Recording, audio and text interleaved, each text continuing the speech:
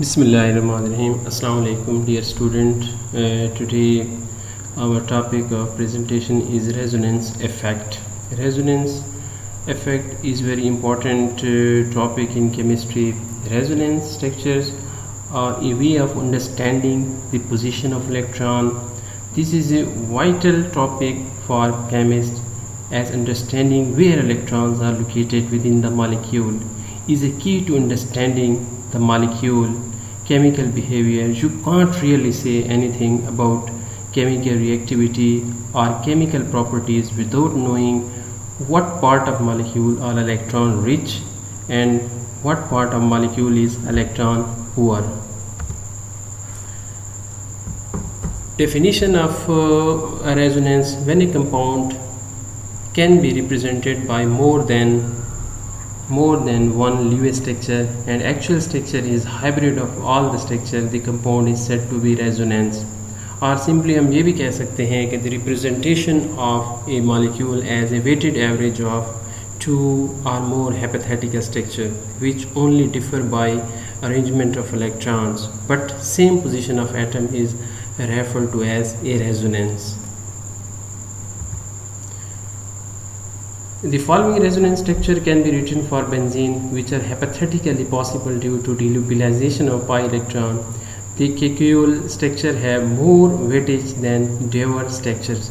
अगर हम इन स्ट्रक्चर को देखें तो ये दो जो फर्स्ट स्ट्रक्चर जो केक्यूल ने हमें दिए थे, इसमें जो है ना बेंजीन के अल्टरनेट डबल बॉन्ड है और ये सेम स्ट्रक्चर है, इन दोनों की वेटेज सेम है. अगर डेवर स्ट्रक्चर की तरफ आते हैं तो इनके तीन डिफरेंट स्ट्रक्चर पड़े हैं आपके पास. ये रेजोनेंस की वजह से कि इलेक्ट्रॉन डिफरेंट पोजीशन पे जो है ना रेजोनेट कर रहे थे.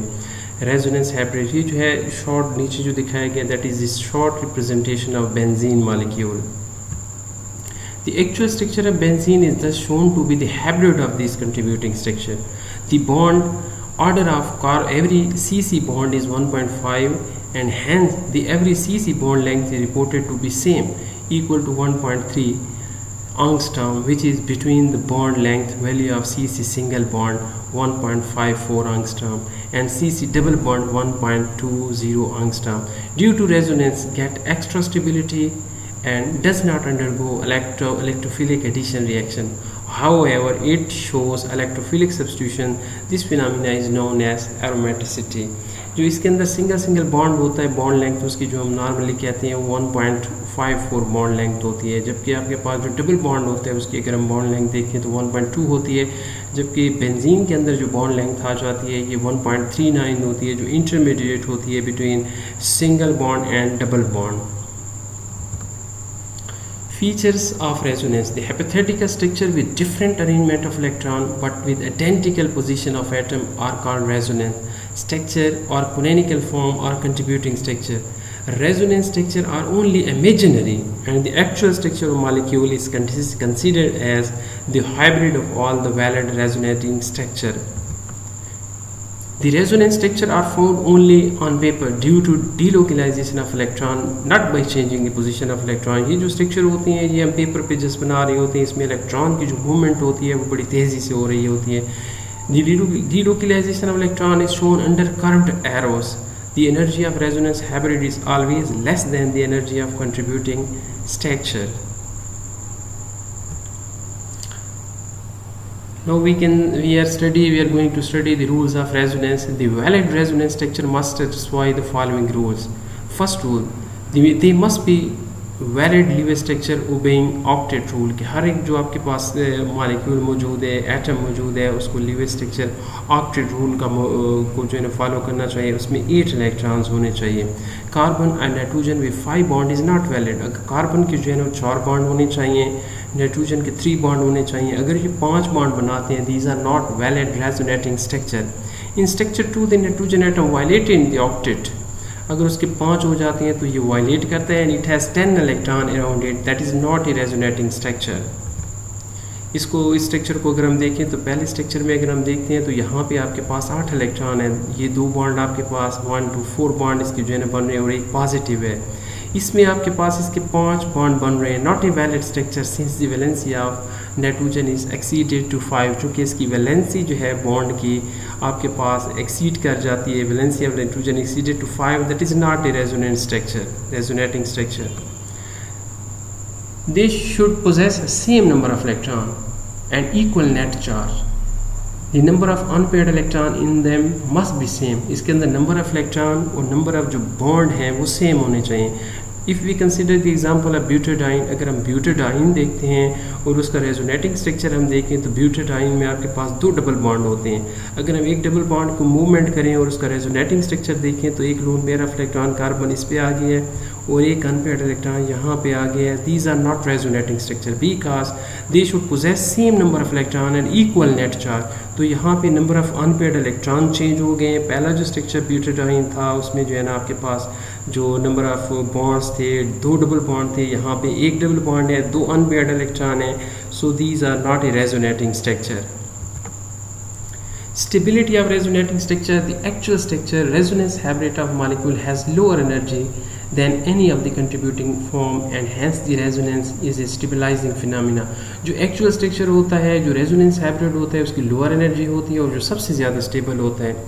Greater the number of contributing structure, greater is the stability of resonance hybrid. जितने ज़्यादा structure बनते चले जाएंगे आपको जो resonance hybrid है उतना ही stable होता चला जाएगा. अगर आपके पास एक compound है उसके 2 resonating structure हैं और एक compound आपके पास है उसके 3 resonating structure हैं तो जो 3 वाला होगा that will be more stable. All the structure do not contribute equally to the hybrid. जितने भी structure होते हैं हर एक की जो है contribution जो है वो different होती है. Greater the stability of resonance structure, larger its contribution to the resonance hybrid. जितनी उसकी स्टेबिलिटी किसी कंट्रीब्यूटिंग स्ट्रक्चर की बढ़ती रहती है उतना ही उसकी जो है ना कंट्रीब्यूशन भी इंक्रीज हो जाती है. Contributing structure that have atom with full octet are more stable than one with open octet. जिनके पास पूरे इलेक्ट्रॉन्स होते हैं 8 इलेक्ट्रॉन होते हैं these are more contributing structure, stable contributing structure. The contributing structure with more covalent bond is more stable. जितने उसके अंदर covalent bond की तादाद इंक्रीज होती चली जाएगी उतना ही contributing structure ज़्यादा स्टेबल होता चला जाएगा. Among the following structure 2 is more stable than all atoms having octet configuration and there are more covalent bond. अगर हम इस एग्जांपल को देखें तो स्ट्रक्चर नंबर जो 1 आपके पास मौजूद है that is less stable, carbon with sextet, less number of covalent bond. Structure 2 की तरफ अगर हम आते हैं तो यहाँ पे आपके पास जो स्ट्रक्चर 2 है कार्बोनिल डबल बॉन्ड है, more stable atoms are with octet number of covalent bond. तो यहाँ पे जो आपके पास बॉन्ड मौजूद हैं ज़्यादा कोवेलेंट बॉन्ड मौजूद हैं that is more stable. Structure 2 is more stable as compare to structure 1. Resonance structure with fewer charges are more stable than those with more charges. जिस पे कम चार्जेस होती हैं वो ज़्यादा स्टेबल होता है एज़ कम्पेयर टू जिस पे ज़्यादा कम charges. This resonance structure with fewer charges are more stable. जिन पे कम चार्जेस होते हैं वो ज़्यादा स्टेबल होते हैं than those with more charges. The second structure with 2 negative charge is not only less stable but invalid. अगर हम इन दोनों स्ट्रक्चर को कंपेयर करें तो हम स्ट्रक्चर 1 को देखते हैं valid and more stable resonance form. इसमें एक नेगेटिव चार्ज मौजूद है. अगर इसी की अगर हम जो है ना रेजोनेटिंग स्ट्रक्चर बनाएं इस को जो है ना आप ऊपर ले जाएं इस चार्ज को तो यहाँ पे भी नेगेटिव चार्ज आ जाएगा और यहाँ पे जो है ना आपके पॉजिटिव चार्ज आएगा. तो यहाँ पे 2 नेगेटिव और एक पॉजिटिव चार्ज पड़ा है तो ये ग्रेटर नंबर ऑफ चार्जेस हैं. Invalid and less stable resonating structure, ये आपकी रेजोनेंस में जो है ना लेस स्टेबल होगा, इनवैलिड होगा, इसकी कंट्रीब्यूशन ना होने के बराबर होगी. The increase in the electron density at one position with correspondingly decrease at other position is called resonance effect. इसको हम resonance का नाम देते हैं. It is symbolized by M और R. M mesomeric effect भी इसे कह सकते हैं या resonance effect भी कह सकते हैं. ये 2 किस्म के होते हैं. एक आपके पास नेगेटिव रेजोनेंस और मेसोमेरिक इफेक्ट जिसको माइनस नेगेटिव और माइनस आर के साथ रिप्रेजेंट किया जाता है जिसमें ऐसे ग्रुप उसके साथ अटैच होते हैं जो इलेक्ट्रॉन विड्रॉइंग ग्रुप होते हैं. जैसे आपके पास NO2 है, कार्बोनिल ग्रुप है, C double bond O, C triple bond N cyanide, carboxylic acid SO3H etcetera. Positive resonance effect और मेसोमेरिक इफेक्ट जो होती है जिसको आप पॉजिटिव M और पॉजिटिव R के साथ हम रिप्रेजेंट करते हैं. Group show positive mesomeric effect when they release electron to the rest of the molecule by delocalization. These groups are donated by plus or plus R. Due to this effect, the electron density on the rest of the molecule is increased. इसमें ऐसे group attach होते हैं compound के साथ जो electron donor होते हैं, जिनको हम पॉजिटिव मेसोमेरिक इफेक्ट कहते हैं या पॉजिटिव रेजोनेंस इफेक्ट कहते हैं. फॉर एग्जांपल आपके पास हाइड्रोक्सी ग्रुप है, यहाँ पे देखें आपके पास मिथॉक्सी ग्रुप है, OR है, SH थायोल है, SR है, NH2 है, NR2 है. These are electron donor and showing positive mesomeric effect or positive resonance effect. अगर हम देखें पॉजिटिव रेजोनेंस इफेक्ट की एग्जांपल, तो इन अल्कोहल जो OH ग्रुप अटैच है पॉजिटिव रेजोनेंस इफेक्ट शो कर रहा होता है. इसमें अल्कोहल के अंदर ये जो मॉलिक्यूल आपके पास खड़ा है डबल OH हाइड्रोक्सी ग्रुप, इसके 2 इलेक्ट्रॉन्स यहाँ पे मूव करते हैं और ये डबल बॉन्ड यहाँ पे मूव करके आ जाते हैं और 2 इलेक्ट्रॉन डेंसिटी जो है ना यहाँ पे इंक्रीज हो जाती है. Correspondingly decrease electron density at oxygen and increase electron density at this carbon. ये जो नेगेटिव चार्ज होता है ये कंटिन्यूसली मूव करता है, ये डबल बॉन्ड नेगेटिव चार्ज यहाँ पे मूव करता है और इसका जो डबल बॉन्ड के इलेक्ट्रॉन पेयर हैं इस पोजीशन पे आ जाते हैं. ये इसी तरीके से पूरे रिंग पे जो है ना रोटेट करता रहता है. ये positive due to delocalization of electron pair on oxygen atom towards the ring, thus the electron density on benzene ring is increased particularly on ortho and para position. अगर इसमें हम सारे में देखें तो आपके पास इलेक्ट्रॉन डेंसिटी जो है वो आपके पास पैरा पोजीशन पे और आर्थो पोजीशन पे जो है ना इंक्रीज़ हो रही है. जितने भी आपके पास इलेक्ट्रॉन डोनेटिंग ग्रुप होते हैं, इलेक्ट्रॉन डोनर होते हैं, वो आर्थो पोजीशन और पैरा पोजीशन पे जो है ना इलेक्ट्रॉन डेंसिटी को इंक्रीज़ करते हैं. दूसरे वर्ड्स में हम ये भी कह सकते हैं कि ये जो है ना आपके पास आर्थो और पैरा डायरेक्टर्स होते हैं. सिमिलरली अगर हम अमीन की एग्जांपल देखें, NH2 group attach in aniline also show positive mesomeric effect. It release electron towards benzene ring through delocalization. As a result, electron density on benzene ring is increased, particularly at ortho and para position. जहाँ पे भी अगर हम देखें तो आपके पास ये electron ring की तरफ इलेक्ट्रॉन मूव कर रहे हैं. इलेक्ट्रॉन विड्राइंग ग्रुप के तौर पे काम कर रहा है, NH2 इलेक्ट्रॉन डोनेटिंग के तौर पे काम कर रहा है और thus aniline activate the ring towards electrophilic substitution reaction. और यहाँ पे भी आपके पास आर्थो और पैरा पोजीशन पे अगर देखें, ये आपके पास आर्थो पोजीशन है, ये पैरा पोजीशन है. अगेन जहाँ पे जो है ना आपके पास आर्थो पोजीशन है तो पूरे इंटायर द रिंग में जो है ना आपके पास जो इलेक्ट्रॉन डेंसिटी इंक्रीज होती है at ortho and para position. In a case of negative mesomeric effect or negative resonance effect, carbonyl group is shown below. हम carbonyl group की example देखते हैं.